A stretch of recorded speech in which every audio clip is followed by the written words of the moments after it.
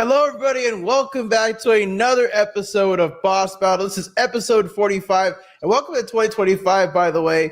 I'm your boy, Crypto Hotto, alongside with my co-host, Mr. Ramen Cash. How you doing, my friend? Doing amazing, keeping it blazing. Excited to get going on this one with Low Life Form. So awesome to be here, 2025. We kicking it off, baby. Let's go. Hell yeah.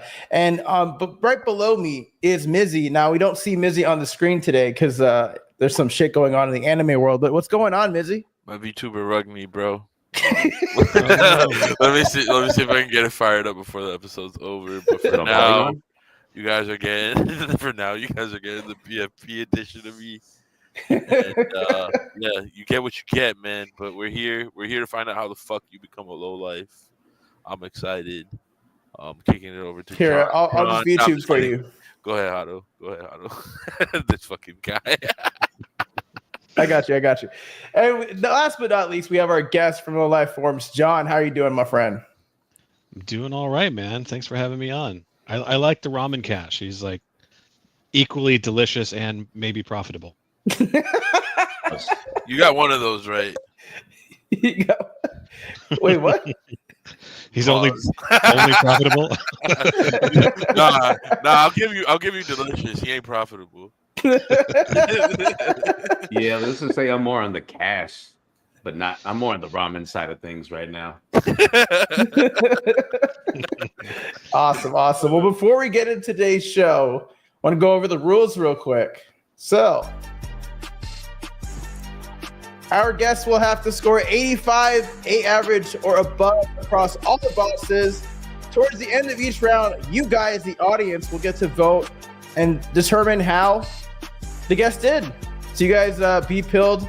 Look for these posts that Damon will be posting on X. You'll be voting on X to let us know A, B, C, or D how John is doing throughout the show. So with that being said, are you ready to hop into our first boss in Boss Battle, John? Yeah, let's boss it up, man. Hell yeah. Production, take us away.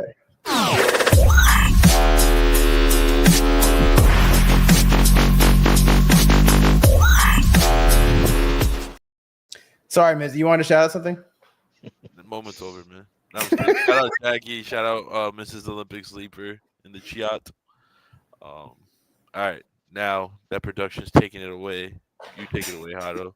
Hey, we were told production was told actually to just rug me entire show, so they're doing their job right. So I mean, I'm just saying. Fuck Greg.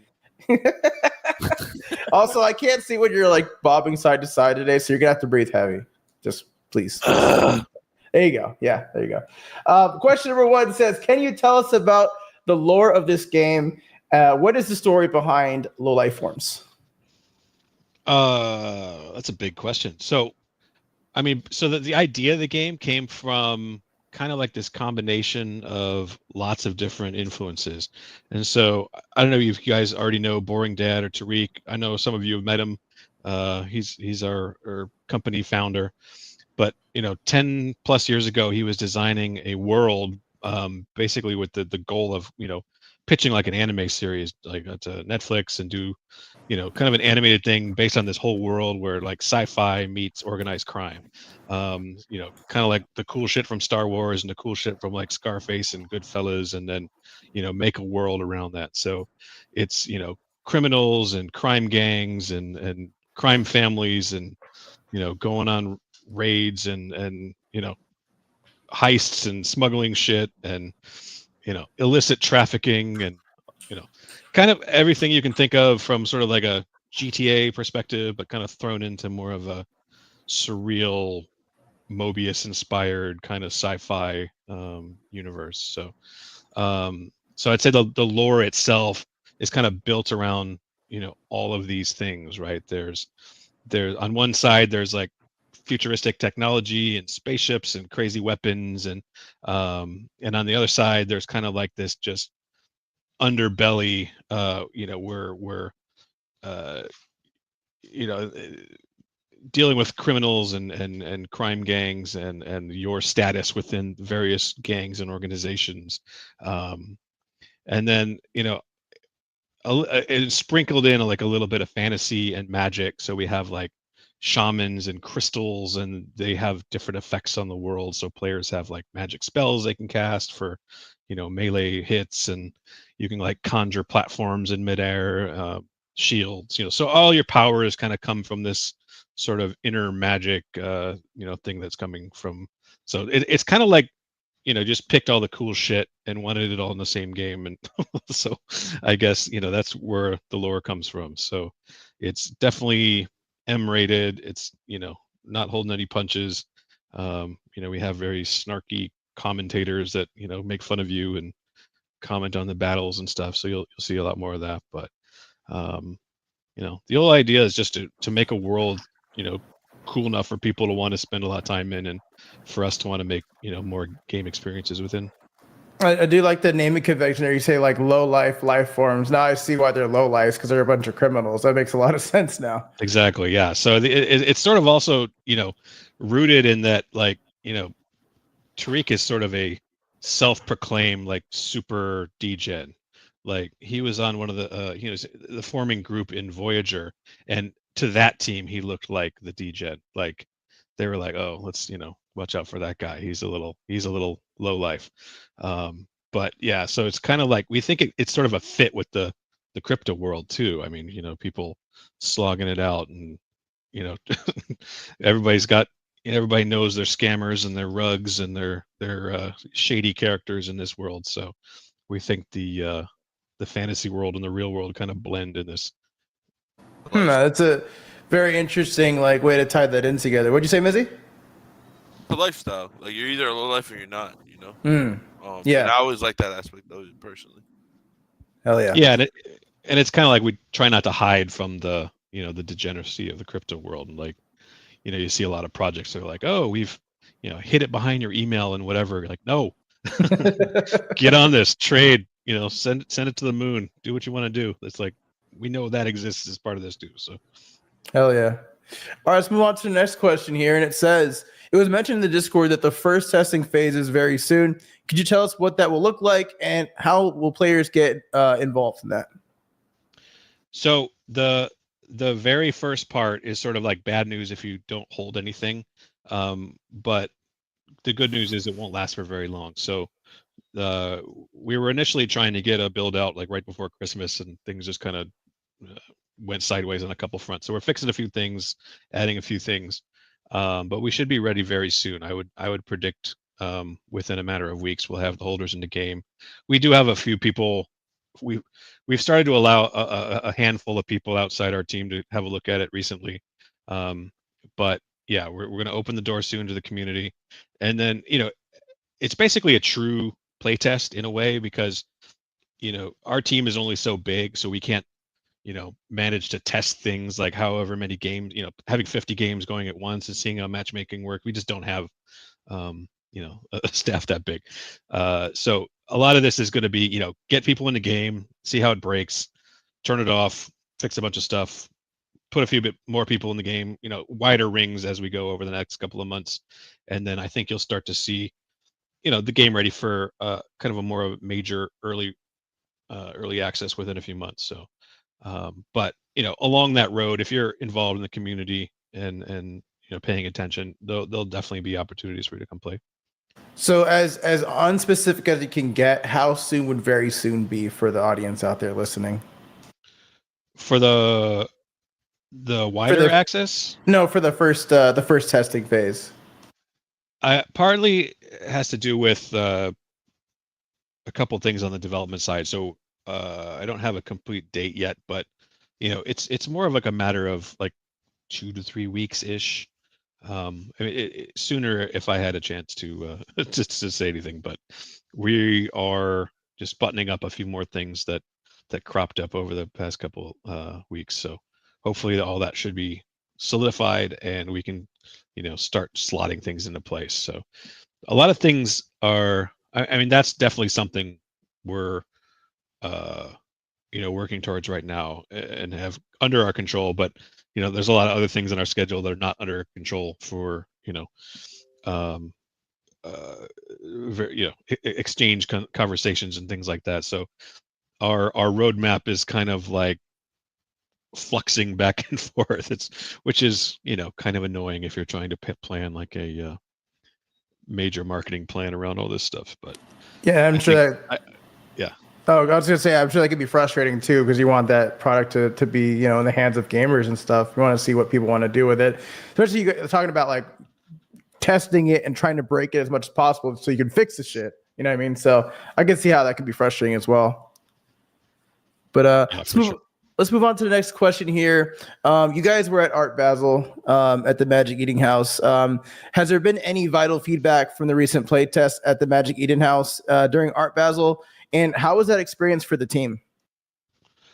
I think it was really fun. I think the downside is the room was only so small. I think we had a lot more people wanting to play than we had computers to play it on. But we did get a lot of really good feedback.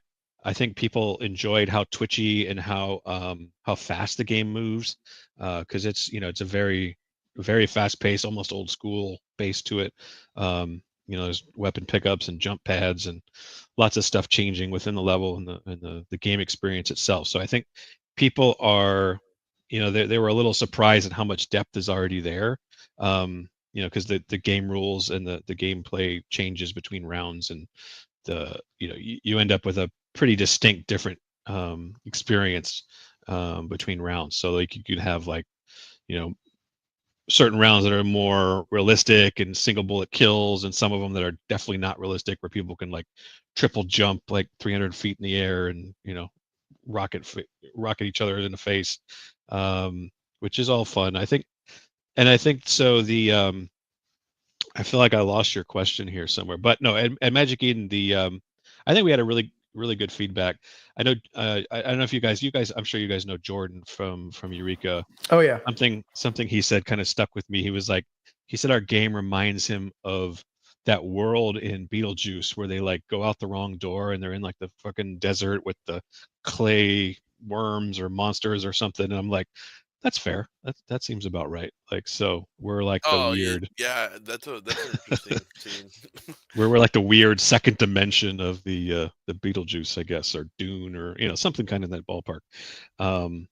And I guess I won't say who it was, but someone from, I guess I won't say where they're from either, but someone had expressed surprise that our game actually existed, because I think there's been a long history of collections and things that release NFTs and then people just rug and fuck off and don't make a game. So there were a handful of people, I think, that were surprised that Low Life Forms is a game and it's cool and they actually want to play it. So I don't know if we should be insulted by that, but I understand the reality of Web3 too. So.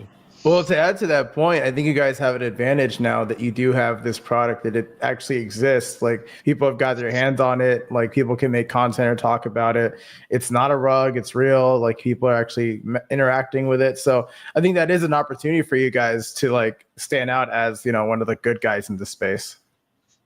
Yeah, for sure. And I guess, it doesn't take much to do that, I suppose. Just kind of say, do what you say you're going to, which is, kind of a simple principle, you hope, but it's kind of odd how often it doesn't quite go the way you plan. But yeah, I think that's the good news, is so far, people seem to like it, and, they haven't called us out as a bunch of, rugs or bullshitters or whatever. I think like people genuinely had a good time with it and are excited to see, what else we got going on. And I'm excited to finally start to see people, stream it as well, because there's a lot of weird stuff that can happen in this game, well, both on purpose and by chance. But I think it's going to create a lot of just great sort of highlight moments and stuff. Absolutely. And the next question here, and by the way, guys, keep your eyes peeled for the poll. I believe it is live. Mizzy, if you could post it like Cloud usually does, I would appreciate that, brother. In the chats, I mean. But the poll is live, so be on the lookout for that. Head on over to X, and you can go vote how John is doing on the first boss. The next question does say, I know you've already alluded to like timelines can be kind of tricky here. When is the game going to be open to the public? And I guess I could rephrase this as, what do you think the goal is for that? What time period would that look like? I would venture to guess within the next 3 to 6 months. Because there's basically a different products as far as we're concerned. Like in this first stage, for episode 1, I think we're going to have various parts of the rollout where the first thing you see is almost like a demo. Like we've packaged a bunch of these playlists for you to try different elements of the game with sort of guardrails on in a way. Like there's a lot there, but there will be a lot more as far as like customization and places for players to buy stuff and put things on their character. That's all kind of coming in later updates. But so I think the true idea of a episodic and additive world is kind of something we're really embracing in public. So it's what you're going to see sooner is kind of a tighter curated experience, and then as we start to add more content, I think you're definitely people are going to have more freedom, have more things to customize, things to buy, things to trade for. So I think it's sort of like one of the constellations we've made as a small team is that instead of taking on this huge burn and filling a building with dozens of people, with building a big thing that no one's actually sure if it's going to land, right? Like you could easily spend hundreds of millions of dollars on something and have it come out and it's like a wet fart on Steam and there's like 12 active players or something, right? So I think part of our roadmap at this stage is building in the kind of a feedback loop in the public too. So as we put more people on new content, we know that they're building something that you want, right? Like I think that's the overall goal. And I have to say too, we're kind of looking at this business in various phases. Like, so right now it's we're wholly focused on sort of the Web3 and the degen and the crypto world, because I think there's a little bit more not so much leniency, but like the community and the audience is kind of like working with you to make this thing viable for the rest of the world. So it's like you guys that are going to come in and help us build this thing, put their support behind it, stream it, help us promote it, and then as we get more and more on there, the game basically becomes a thing that is more easily marketed to the rest of the world, right? Because if you compare our game to like a Borderlands or a Destiny or something, they have mountains more content right now, right? So it's like if over the next year and a half, 2 years, we get through episode 1, episode 2, add some content pillars and different things, we'll probably get to a spot where we're where we can think about like putting a fence around and going, okay, this is probably about right for a Web 2 player. So we'll evolve the message and bring out a package that makes sense for that group, right? But I think at this stage, I think we're comfortable existing in the Web3 and using this time to help us build something better for the the mainstream. Got that. And so the next question here talks about like the game being released episodically. How does that fit in with that roadmap that you were talking about? And what does that exactly look like to release a game episodically? Well, we have a little bit different of a philosophy on this. And I mean, it's a little bit like, I guess you're used to with things like MMOs or, Destiny or games like that. But if you picture like your Destiny map and there's like, I don't know, forgot what it's like a dozen or so planets.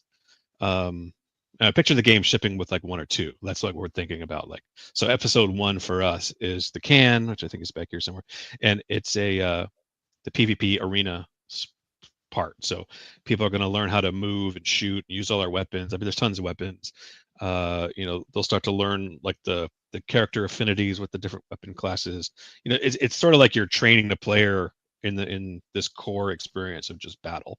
And then episode 2, we're shooting for probably next year or the end of this year. It's called Hellhole, and that's going to bring online more like co-op and PvE stuff. So like going on hunts, going on co-op runs, raids, monster hunts, that kind of stuff. So the idea being that you team up with other low lives and you go on these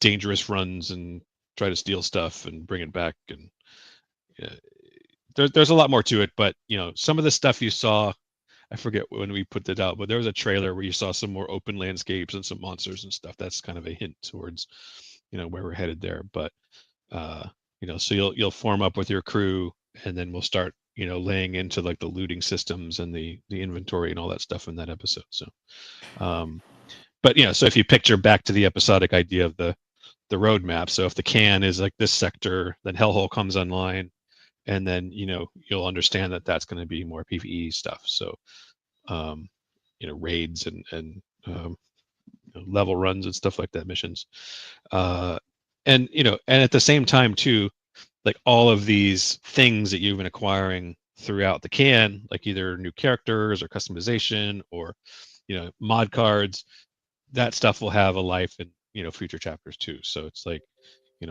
all the stuff that you've been sticking to your characters and all these like tattoos you can see on these guys behind me, but that's all stuff that'll exist with you regardless of what episode you're in. So it's not like if you think of the Telltale games like Walking Dead and stuff, where each episode was like installs one at a time and you finish a story and you start the next one.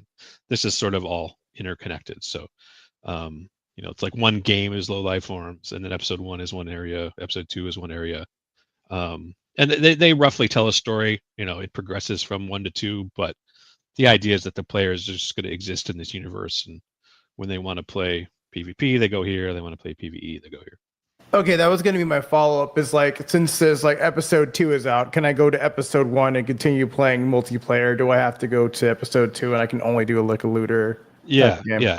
And I guess the other thing too is you shouldn't expect any one episode to be complete. Like, so if we roll out episode 2, there could still be more levels added to episode 1. So it's like there's sort of like pillars of gameplay. And I mean, especially too, if we find that we've released 2 or 3 episodes worth of stuff and people really like one of them, don't like the other one, obviously we will want to put more resources into the stuff that people really want to see. So yeah, that was kind of my follow-up, is like, how do you like manage like balancing that out? Because if someone, or let's say like a group of people are really, really stuck to episode 1 and they don't touch episode 2 at all, like, yeah, I mean, that's fine. They can do that, I guess. Yeah, it's cool. I mean, it's kind of like any game. Yeah. If you download Call of Duty or any of these games, like there are some people that will run through the single player story and see the credits and then uninstall. Like that's what they wanted. Right. There's some people that play multiplayer and will never have touched the single player. Or there's some hybrids where they try a little of everything. Yeah. So Still never played a Call of Duty campaign. They're okay. Yeah. Nah, fuck that. Some are better than others. Yeah, some are better than others. Yeah. Cool. Well, that concludes boss number 1. So we're going to head over to our special announcement, which is the badge giveaway. So please, Craig, take it away.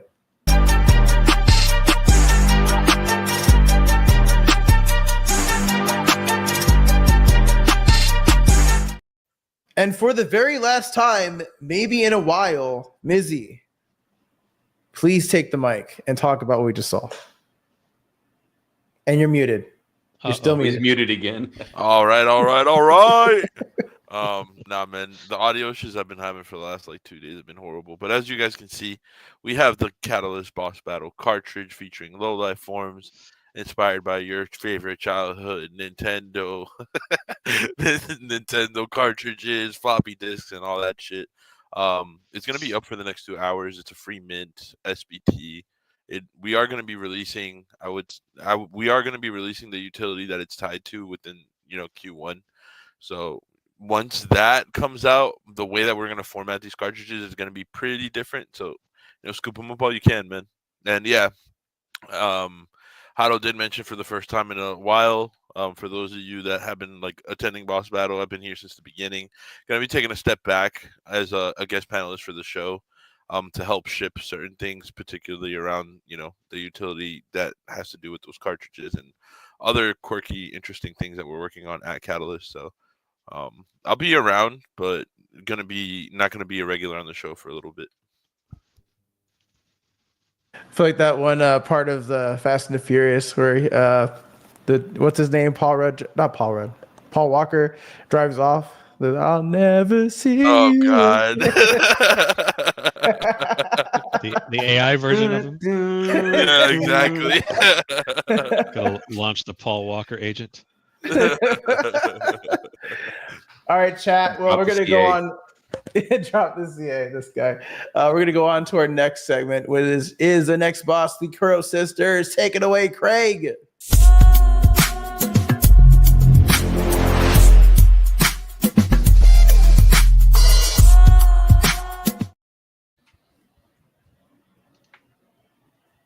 Ladies and gentlemen, Ramen Cash. Damn, I had a Mizzy really quick. Oh, I don't know. Do you want another intro? Ladies and gentlemen, Yeah, that's what the you get. man of broth, motherfucker. the noodle arm himself, the noodle bowl legend, Ramen Cash. oh, I didn't say stop. Keep going. No, I'm just like, man, listen. We're gonna make this one fun really quick. John, you look like you're falling asleep over there. I'm gonna hit you with 2 quick jokes, and then I'm gonna jump into the questions. Are you ready? Ready. Okay. Why As long as don't you can hear me. Yeah, I got you. I got you, brother. Why don't amoebas have friends? Why? Because they can't handle the split. All right. Joke number 2. How do you organize a party for single-celled organisms? I don't know. You just need a good culture. Do you know what these 2 jokes have in common? They are good. They are 2 low life form jokes because they are single-celled organisms. Oh my god! This fucking guy.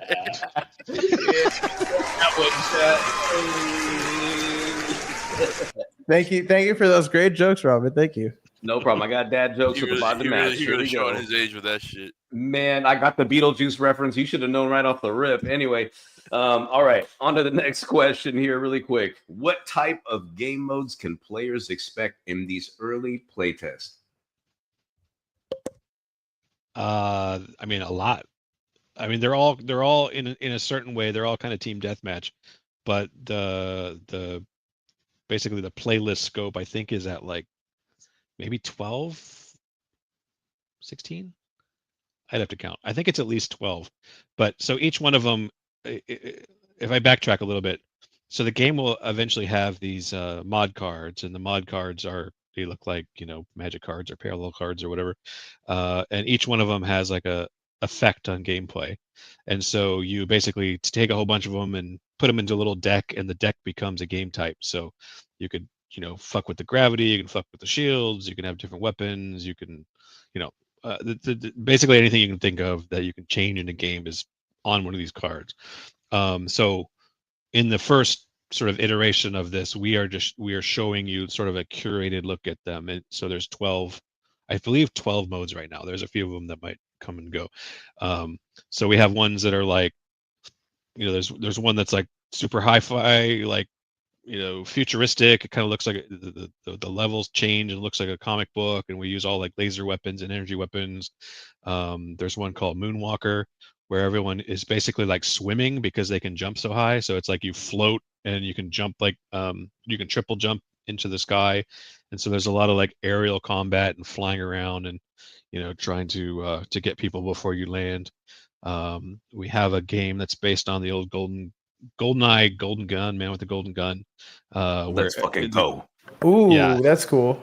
So everyone actually, and our version, it's a little more degenerate. Everyone spawns with the Golden Gun, so Wow. you can it's all one shot kills. But it's pretty cool. It's called the I think it's called the G Destroyer is our version of that. Ooh.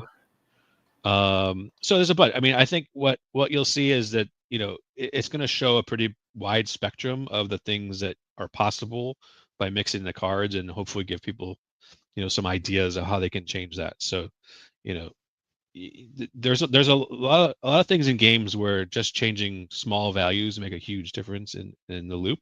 And so almost all of these show you like changing like 10 things or something. So you can definitely go into games and everybody's loaded to the teeth with rockets and grenades and you know crazy powers, and that has a different effect on the game than if everybody is like stuck to the ground, sniper scopes, different spells and different things are limited.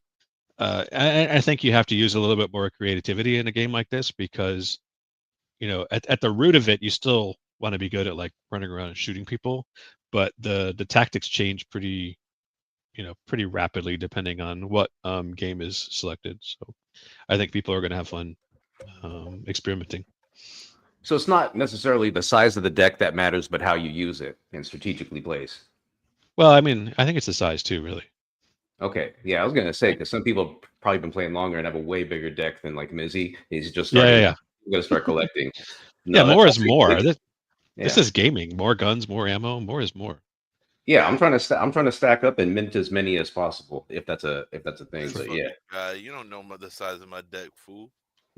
Yeah, I mean, you can guess how that works. It's like pack ripping in any CCG.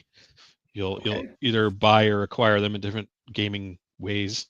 But yeah, you'll collect stuff, trade stuff, sell stuff. That's partly where the the tokenization of the items helps.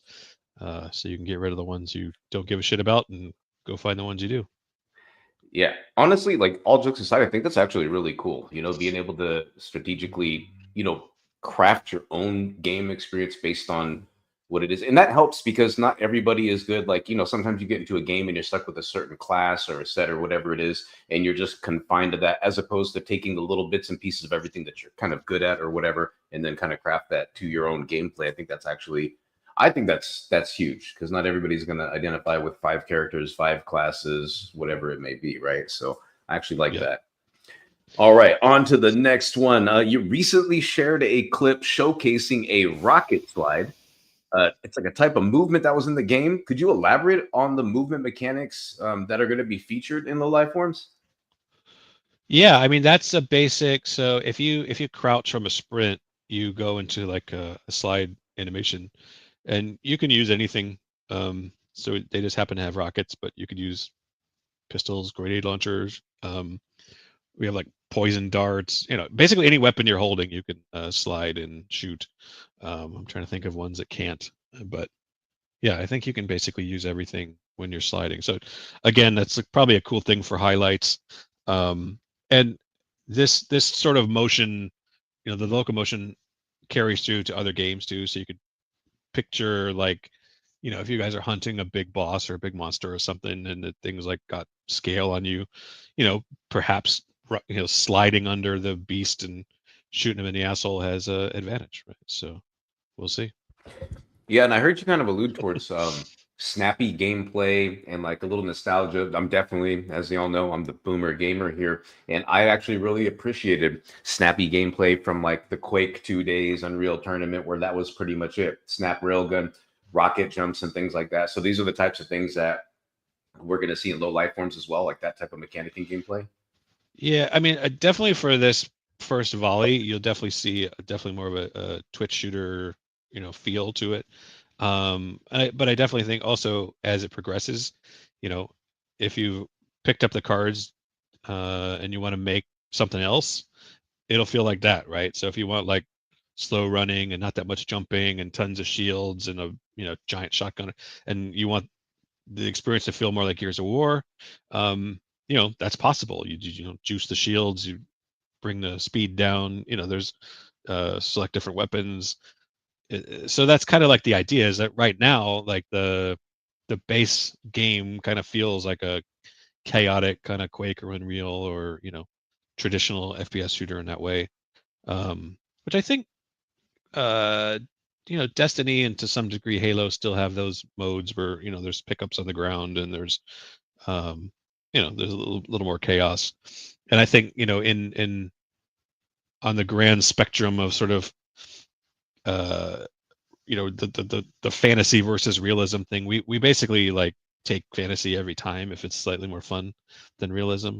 So if there's something weird there that you want an explanation for, we're probably not going to get one. It's just because it was better.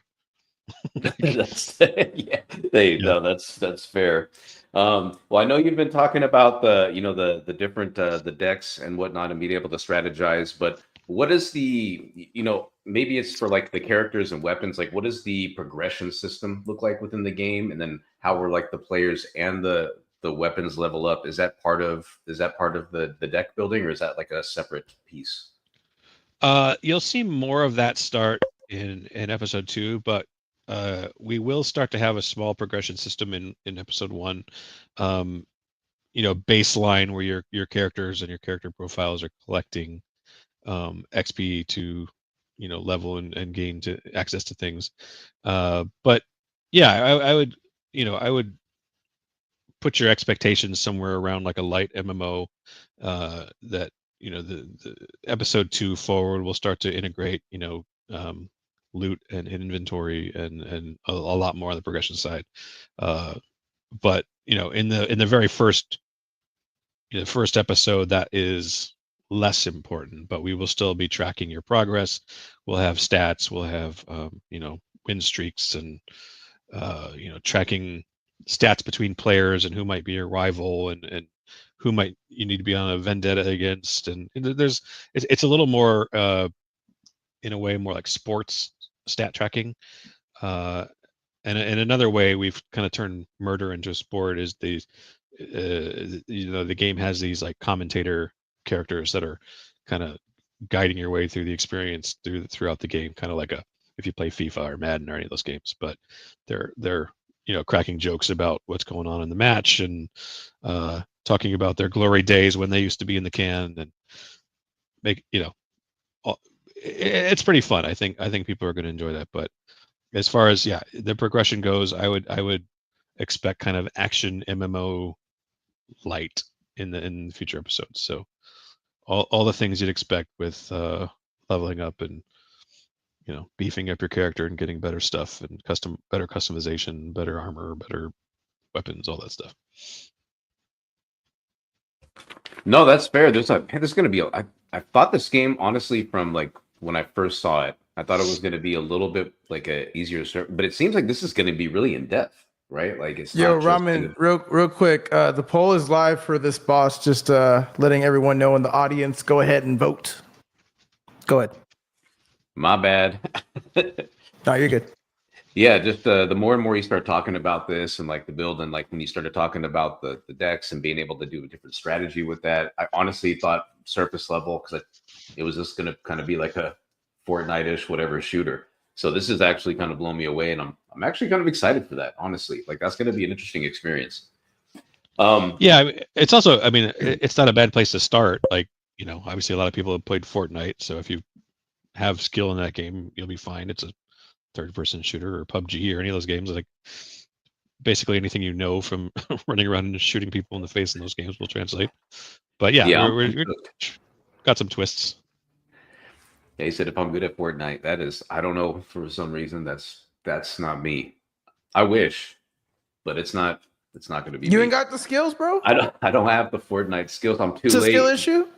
Yeah, when I first played those, I thought those games were terrible. But I played like the earliest edition of PUBG and Fortnite. I thought they were both cheeks, and then I never. Maybe they weren't terrible. You were the terrible one. This is always the truth. All right, next question. So we have we kind of already covered. It's part of the question. I blame Craig for this. The question is, will there be a multiplayer experience? Yes, I know there will be, right? If so, are there going to be any team compositions like tanks, healers, maybe something that's on top of what we already talked about? So yeah, definitely. So a lot of that is already in play. So right now there are either 4 or 5 classes. There's Smuggler, Esper, I'm forgetting. But basically right now, like the Smuggler is kind of like your middle of the road, works with the mid-tech weapons like assault rifles, shotguns, anything kind of ballistic. And we have, sort of basically different classes have different weapon affinities. So you'll be better and get a little bit more damage with different weapon classes based if you're an esper or a smuggler or why am I blanking on the names of all the damn characters? But anyway, and then on top of that, the races come with some perks on top of that as well. So some of the some of the ways the characters can interact, their hit boxes are directly related to their characters. So we have 3 like really giant fat guys in circulation that are quite valuable at the moment, but but they'll definitely be easier to hit but harder to kill. Like they'll come with a little bit more beef in their health bar and things like that. So and this will only like increase as the game progresses. So like one example with the Esper class, that's kind of like our mage. So while they're a little squishier, their mana and their power bars fill up quicker, so you have more access to like bigger effects and melee effects and your powers.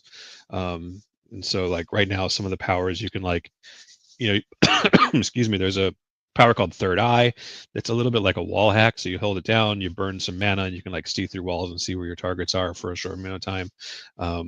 There's ones where you can create platforms, so you could like run up to the top of a monument and build higher so people can't get to you. There's shields, there's all sorts of stuff. But so yeah, I guess the long and short of it is like each one of the classes has their own sort of thing. So the hunters are really fast.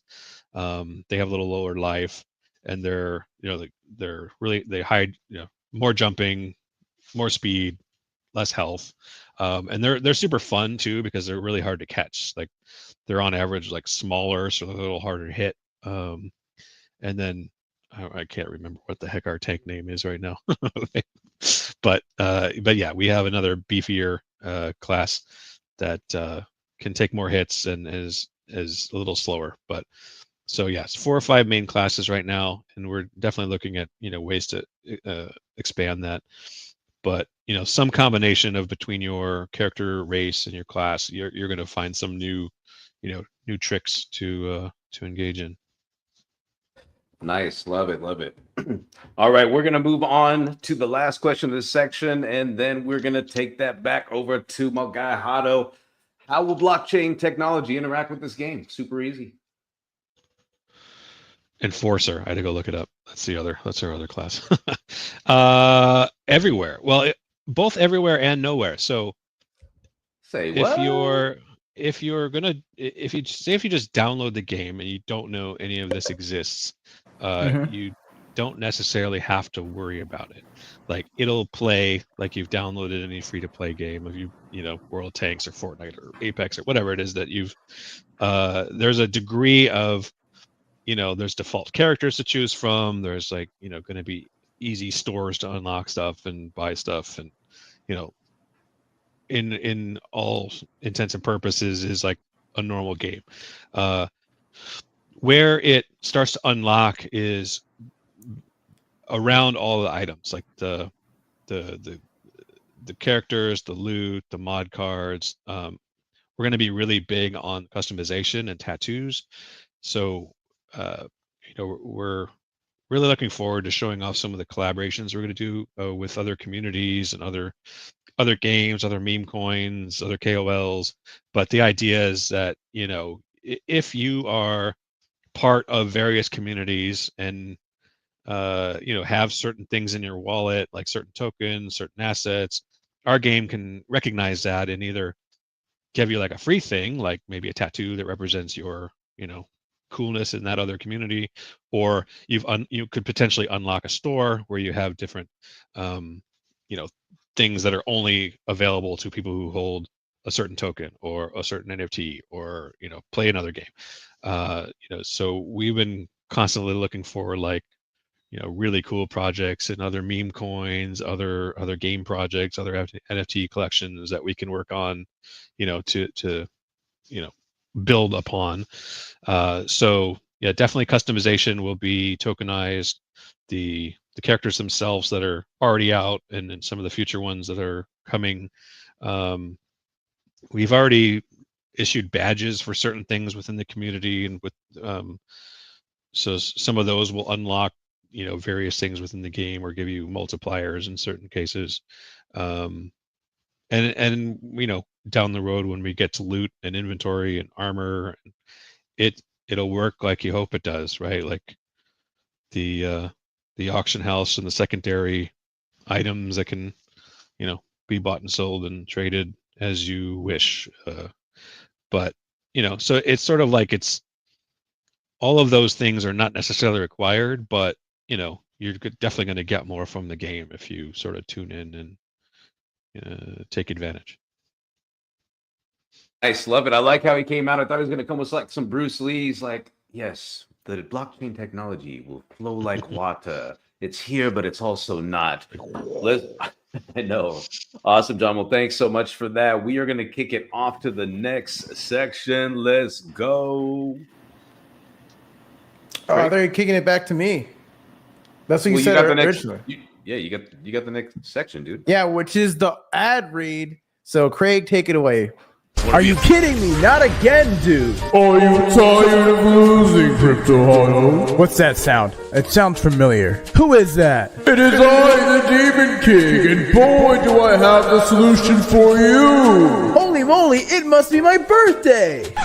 Welcome to the Geist, world's first members-only Layer 3 blockchain built for gaming. Powered by Aavegotchi, Base, Arbitrum, and Alchemy, it's where the brave come to play. Geist isn't just another blockchain, it's here to change on-chain gaming as you know it. Finishing bots and endless player churn, our exclusive member unlocks scarily good rewards across every game on Geist. With the spectral speed of Arbitrum, you'll experience fast transactions in a native NFT marketplace through the Aavegotchi Bazaar. And for those daring to build, Geist grants permission, contact deployment, and spellbinding tools from Alchemy to make your mark. Don't get left in the shadows. Join the on-chain gaming revolution with Geist. Chat, yeah, I'm talking to you, chat. Did you guys know that Arbitrum's got some fire games for you to try out? From racing in kitty cart to battling in golden ties, Arbitrum's got it all. Want to be a pirate? Pirate Nation is calling you. Feeling adventurous? Explore Magi on the Xi L2 blockchain. Or if you're into strategy, Maelstrom on the Uprising chain is your jam. Don't take my word for it. Try it out for yourself and level up your gaming life on Arbitrum today. Warning, these games give you too much hype. Follow Arbitrum Games for more. Crypto Hot approves this message. Yo, welcome back, everybody. Hope you guys enjoyed those advertisements. Shout out to Arbitrum and Geist for being a sponsor, as well as Rev, GG, and Warden. Holy crap, that was a long sentence. We are going to be kicking it off into our next segment. And you know what, Ramen? I'm going to be doing this, all right? You don't have to talk. I'll talk. Unless you want to.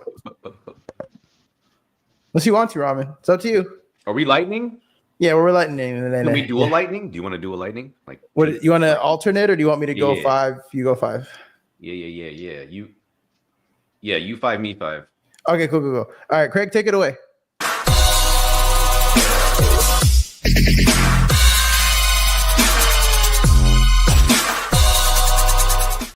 All right, so these are just questions that don't have anything to do with the show structure. These are just like kind of like your cooldown period. So all these questions will be kind of random and wacky. They are not, I guess they are in regards to low life forms. So the first one is, if you had to retitle low life forms, what would the new name be? Scarface in space. I love that. If you could feature another IP character in your game, who would it be? Who? I don't know, Kirby, because they match the pink. Nice color association. I love it. If you had to go to prison, what gang would you click up with?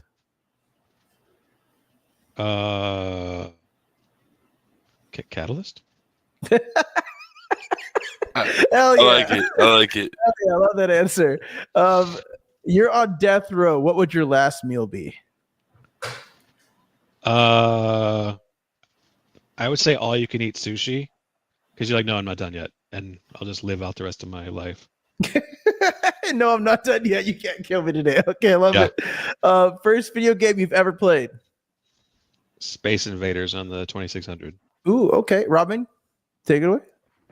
All right, controller or keyboard? Either. Fair. I don't know. I play both. I guess I play test more on mouse and keyboard, but I use controller. M&K supremacy. M&K. Okay, favorite Marvel character? Daredevil. Oh, okay. What is your favorite shooter game besides Low Life Forms? Gonna go for a left field. You ever played the VR game Super Hot? Oh yeah.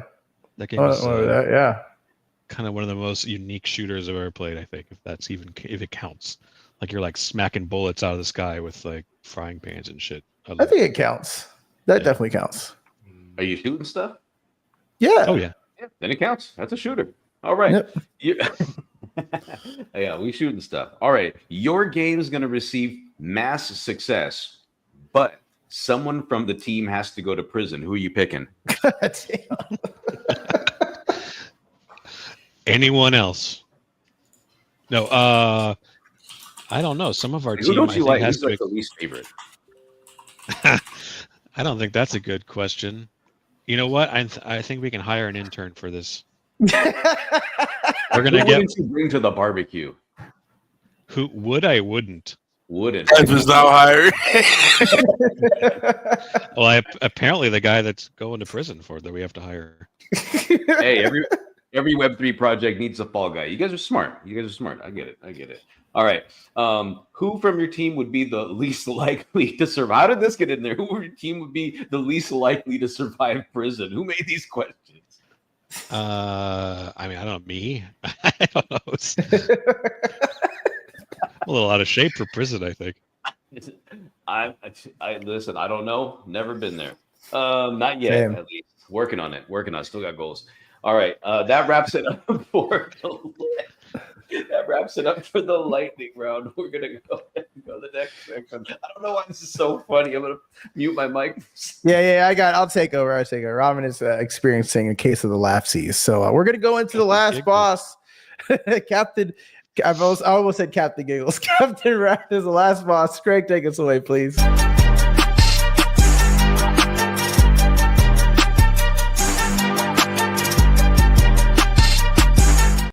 And by the way, John, on this one, we're going to do an alternating asking of questions. So I'm going to ask the first one, and Ron will ask the next one, and so on and so forth. So question number 1 says, what specific team members worked on titles such as Halo, Call of Duty, Medal of Honor, as mentioned on your website, and what were the roles for all these projects? Well, I worked on Call of Duty and Halo as marketing and PR community. I did design one game mode in Call of Duty, so that's like pretty cool. It was zombies, but and who was Medal of Honor? Oh, I think Ricardo might have been on. I would have. He's the to one that's go going to back and prison. check that out. Yeah, there you go. No, Ricardo, he's our CTO, and he was at Infinity Ward for a while, and he was on the Ratchet and Clank series with Sony. He was at the High Impact Studio and was at Insomniac for a bit. So he might have the best chance. But I've never worked on a Medal of Honor. That was I'd have to go back and find out who that was. So, but let me find out. I like that. We'll find out. We'll find out soon. Let's move on to the next question. All right. Does Low Life Forms utilize or plan to use AI? If so, can you explain how? Yes, on multiple fronts. So one, I'm going to cheese out and say, it's like our, the gameplay itself. A lot of the bots are obviously using an old school, definition of AI. Just they know how to run around and play the game with the player. And we also have some really interesting stuff coming, but we haven't announced it yet, so I can't talk about it. I know Mizzy knows a little bit about it, but we do have some interesting alliances hatching soon with some of our AI agent partners. So I have to leave it there, but I would say that people will be pretty excited when they learn. Okay, that's fair. Can you at least drop the contract address?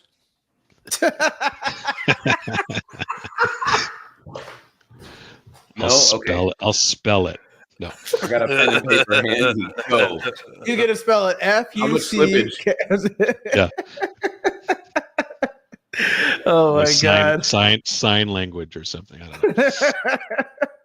All right, I'll take over here, Ramen. Next question says, it has been stated that this game will have an emphasis on modding. Can you tell us a little more about what this will look like and how soon will this feature be available? Well, I mean, from the get-go with the mod cards, because part of that, the whole idea of that is to make the game so easy to mod. It's basically part of gameplay. So you have a card, you play a card, you've modded the game. The future looks a little bit different, where people can start to create their own levels and spaces and game types and roll out different things within the world. But that's a little bit further down the line. So I think the tip of the iceberg is the mod cards and getting to build stuff out of those. And one of the things that happens now in the current level we've been showing off is there's the level is constructed in sort of these 8 quadrants along with a centerpiece, and every time you load the level they rearrange. So it's kind of like, you think like if you had 8 slices of pizza, and every time you open the box there's new toppings and new hazards and new items, and so things will definitely be familiar because you'll see them, but so that's a hint of where we're going to, where people can take these things and rearrange things and build their own worlds out of them. But so this is kind of like the first sort of, I don't know, preview idea of that, where the levels will reshuffle themselves for you. You just made me wonder, there's not going to be like a pizza weapon that does that, right? That was just an example. But that'd be kind of cool, though. No. That'd be kind of cool, in my opinion. I don't know. It's something silly, but I don't know. I like silly stuff in games, so. Oh, I like silly stuff too. So far, I haven't got my way on. I'd like to do a weapon that actually shoots your money. It hooks up to your wallet and just blasts people with everything you own. Whoa! Introducing the ex-wife. Yeah. You can spend your shit tokens as ammo. That is interesting. That's very cool. By the way, chat, the last poll is live, so go ahead and make sure to vote. This is the last boss of the day, so get your votes in. We're kicking over to Ramen for the second to last question. All right. What does governance look like within your community, and what type of decisions do holders get to make? So within the community now, we have a group that's called the Syndicate, and that you basically get a Syndicate badge when you hold 10 or more lowlifes, a feat that was easier when they came out. But they're involved in a lot of basic stuff, and a lot of our, we've done some votes with them already, and we plan on using them for lots of stuff going forward. And I think I think the community at large will also have major impact on lots of things, just sort of less direct, right? So Syndicate votes are more about here's our plans, approve or not. Here's our fork in the road, which one's better for us, that kind of thing. And then sometimes it's just basic stuff. Like I think when we upgraded all our NFTs to animated, we ran that by the Syndicate quickly. I think some of those are like softballs. So like, hey, should we make this thing better? Like, yes. So, but yeah, so I think you'll see a lot more of that pretty soon. And I think their power will be more involved in the allotment of the drops that are coming soon. But I guess we'll get to talk more about that stuff later. But we're in certain plans, we're still building it, but we definitely have a group that's already there, and we are definitely well supported by them at the moment. Wait, hold up. The holders are called the Syndicate? If you hold more than 10, you're a Syndicate. That's fucking badass, dude. That's so cool. Yeah, that's a dope name. I mean, Syndicate. We're gonna bring this feature to the game. Well, what does the syndicate think about that? Step into my office. We're the syndicate. Like, that's pretty cool, man. I don't know. Yeah, and I think the original plan was to also use some of these key figureheads in the community as as ways to inspire the lore going forward. So if you're picture at least as a game entity, like you could see these people as sort of like the shadowy elders of society that are shadow government.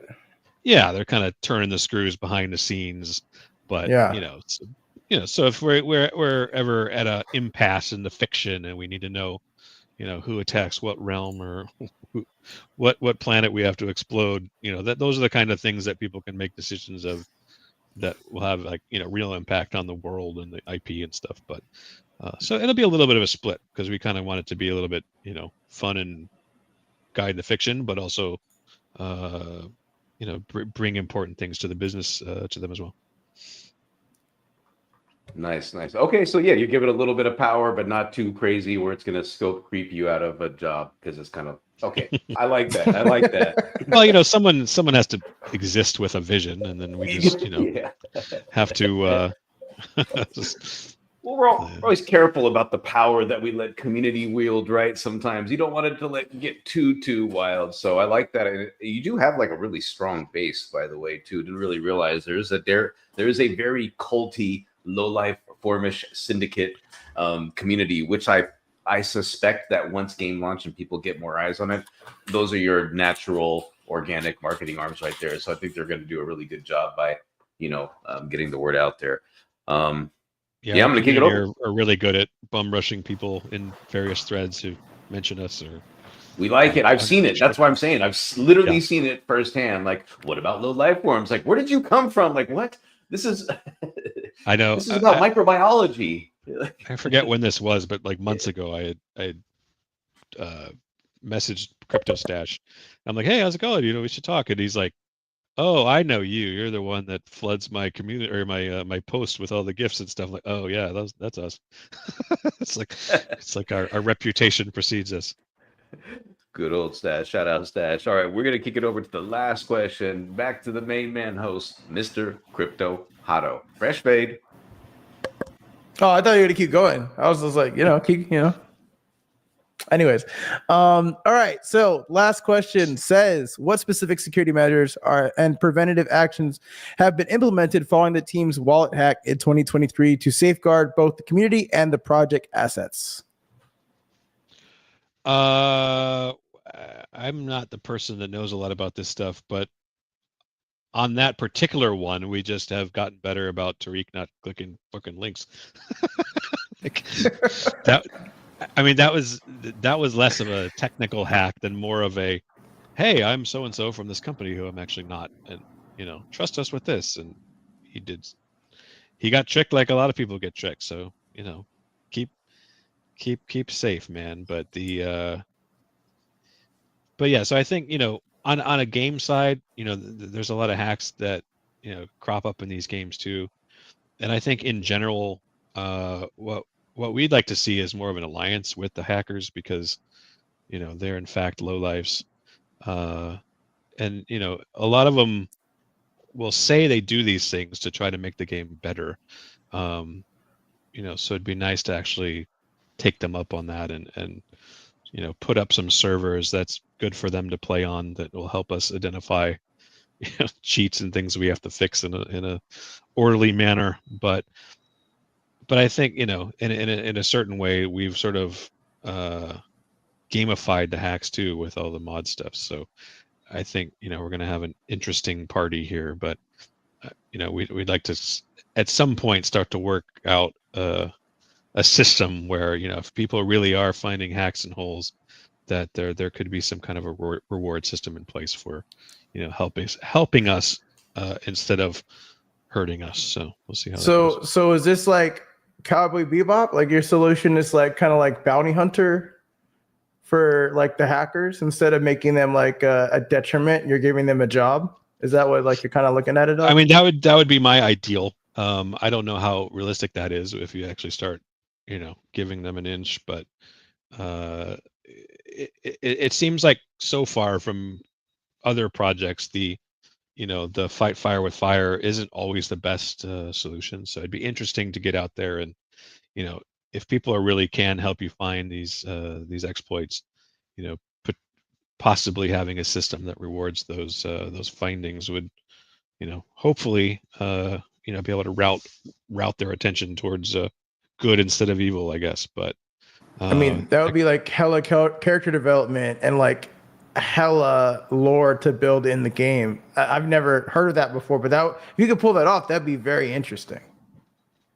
Yeah, I mean, I guess too is you may or may not need to be a hacker to help us on that front, right? Like, any hardcore gamer, I'm sure, can find exploits and bugs that we can help each other find. But yeah, so we're trying to think about different approaches to these things, because it just seems like the military escalation of it only can go so far, and people seem to always still find a way. So it's hopefully we can incentivize some people to make the project better in the meantime.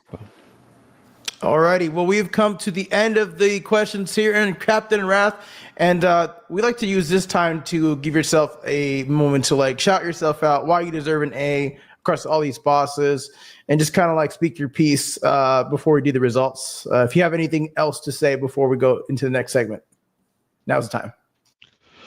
I don't know. I guess we've already been talking about a lot of stuff, but the right now is a good time to pay attention. Definitely jump into the Discord and say howdy. Definitely keep watching the Twitter and everything we got going on.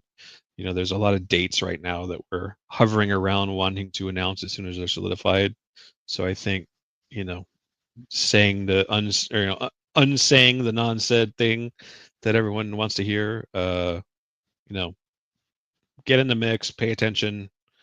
We're going to have a lot of stuff dropping in the very near future. If I had a date, I'd give it to you this minute, but we're still, we're up in the clouds a little bit here. So as soon as the plan comes together, we will start pushing on that front. So just be patient for a little bit longer. Stay involved. Come join the Discord. Come post silly memes when people post about us on Twitter. Fight the good fight. But yeah, so I guess that's it. I don't know. we've already mentioned so much, I guess.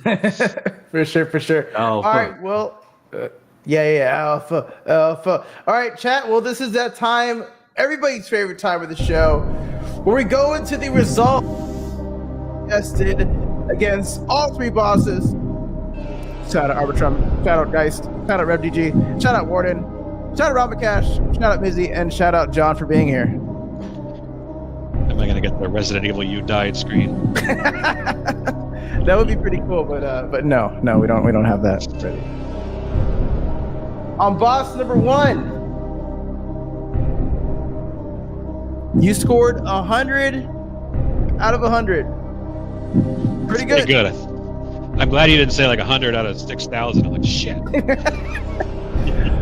On boss number 3, you scored 100 out of 100.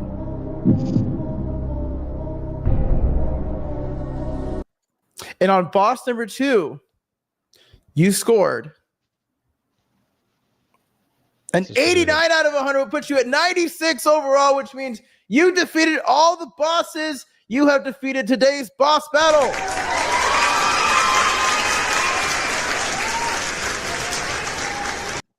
How you feeling, John? I mean, pretty good. It's quite the workout beating 3 bosses. Is this a roguelike? If I had lost to one, would we have to start the whole show over? No, that would take forever. That would be like a marathon.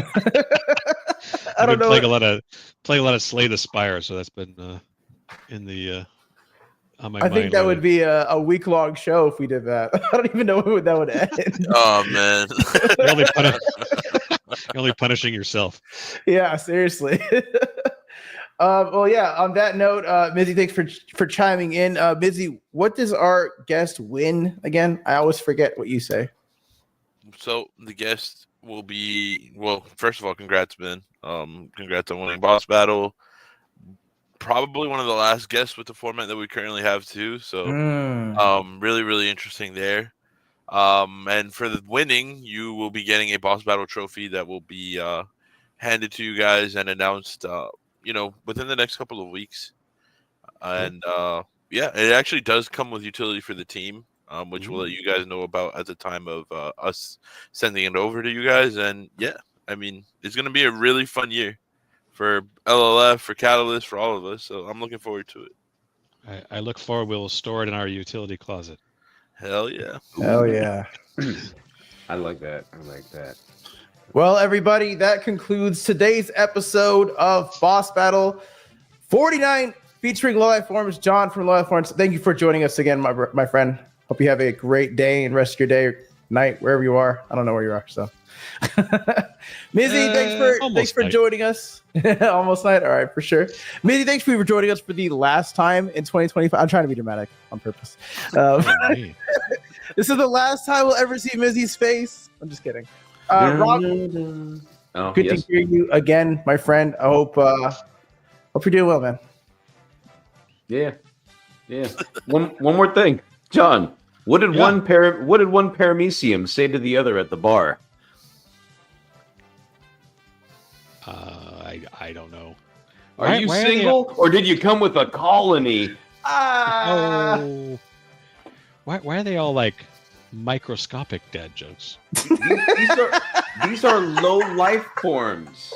All right, well, guys, He's a fucking nerd. We'll see you guys next week, the same damn time at the same damn place. Have a good night, everybody. We'll see you next time. Peace.